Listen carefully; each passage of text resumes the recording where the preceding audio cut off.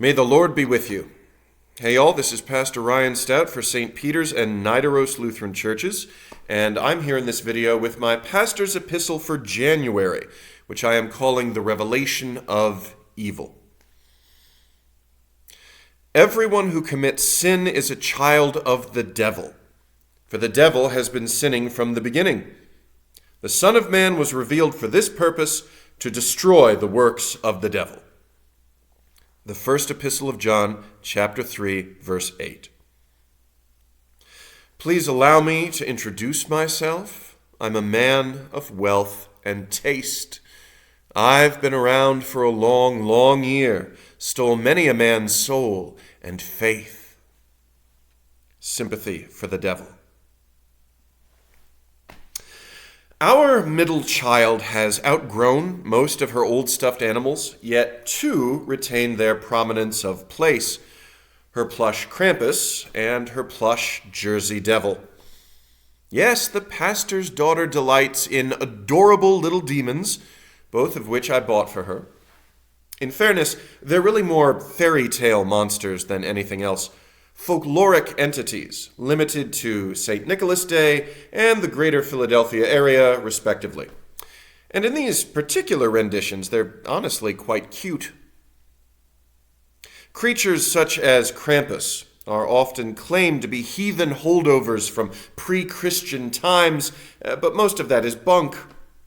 Pagans don't have devils. They didn't need them. Their gods were bad enough. Devils, by and large, are of Christian conception and for good reason. The Hebrew Scriptures, which make up the bulk of the Christian Old Testament, are best taken not as a single work, but as a library. They contain histories, mythologies, poetry, letters, liturgies, all witnessing to the relationship between God and his people Israel. As centuries and circumstances change, the Israelite understanding of God likewise grows.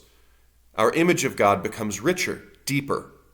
He is always better, always more than we can imagine. In early sections of the Scriptures, God comes across as more of a god, like Zeus or Odin, cranky and flawed and often quite wicked.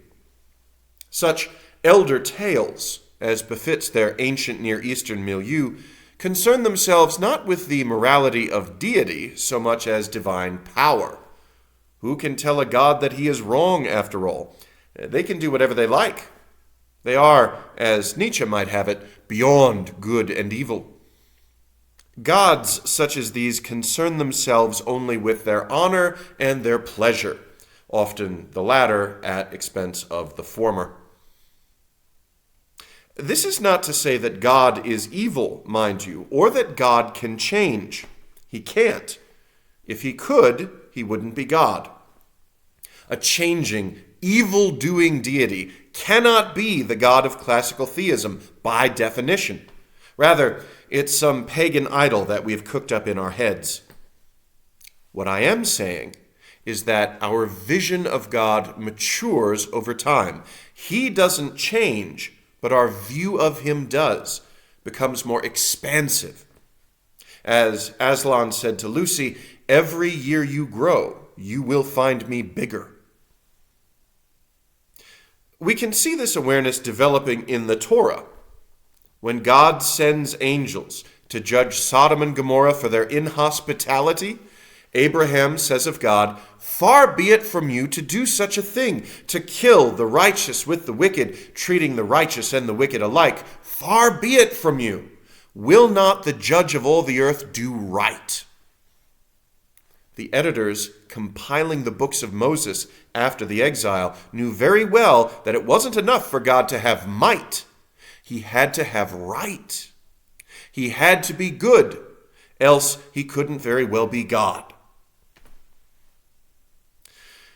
There are demons in the Hebrew Scriptures, though they aren't quite as we might imagine them today. These were, for the most part, personifications of harmful forces, famine, pestilence, frost, and the like. Aspects of the natural world which opposed human flourishing were afforded a reality distinct from God, if not independent of him. God didn't harm people, demons did. Yet concern for the sovereignty of God nevertheless led the biblical authors to depict him as letting them loose. Oh, I'm not going to hurt you. That's what I pay these guys for. Closer to the time of Christ, we find in the Scriptures a portrayal of God that most of us would recognize. A comprehension that God is infinite, eternal, transcendent, and immanent. That in him we all live and move and have our being. That his Spirit is the breath of all life. And that God truly is, as Plato would have it, the good, the true, and the beautiful. He cannot do evil, for he is the good. He cannot be false, for he is the truth. Indeed, God is the Father of us all. Which brings us now to Jesus. For Christians, the Scripture's progressive revelation of God's nature and character culminates in the person of Jesus Christ, the Word made flesh, true God and true man, who is both God and from God. He is the literal incarnation of God's self-expression.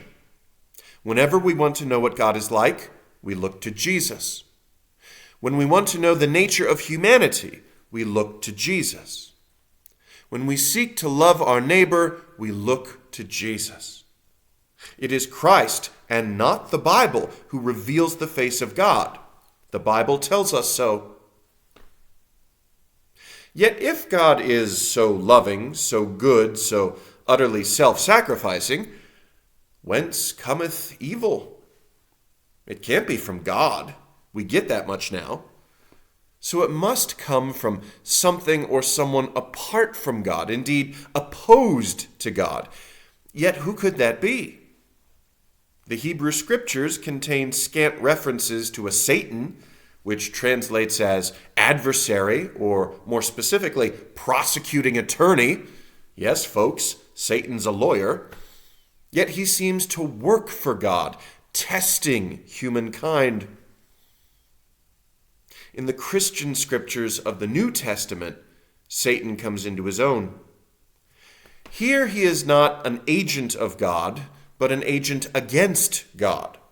Not just humanity's adversary, but Jesus' adversary, and so God's enemy. As the light of dawn banishes shadow, so the revelation of God's goodness eradicates any notion of evil within the Godhead. Conceptually, we have to have a Satan once we know that Christ is Lord. Yet the Satan cannot be a second God or an entity on God's level. For again, if there were more than one God, then neither one of them could be God. That's classical theism 101. And so Christians came to recognize Satan, as well as evil on the whole, as good gone bad, as a creature fallen from grace. Evil itself had no substance, just as darkness is a lack of light and cold a lack of heat, so evil is only emptiness, a lack of love, a turning from intended good. The devil then was an angel, a spiritual child of God. He fell from grace, fell for pride, fell and took all the world with him. The demons thus became fallen angels in medieval reckoning. One can see the necessity of such mythology to make sense of evil within a world that God had made all good. Jesus reveals the truth of God, and with it, the truth of the devil. Yet not even fallen angels can thwart the will of God, not forever. Hell is harrowed by Jesus Christ, and heaven thrown open for all. Death and sin are defeated, the damned ransomed up from their graves. As for the end of all evil, well, I often suspect that Satan's greatest fear is that he too shall be saved at the last. Thankfully, we leave his fate in far better hands than our own, hands which we and he together once nailed to the wood of a cross.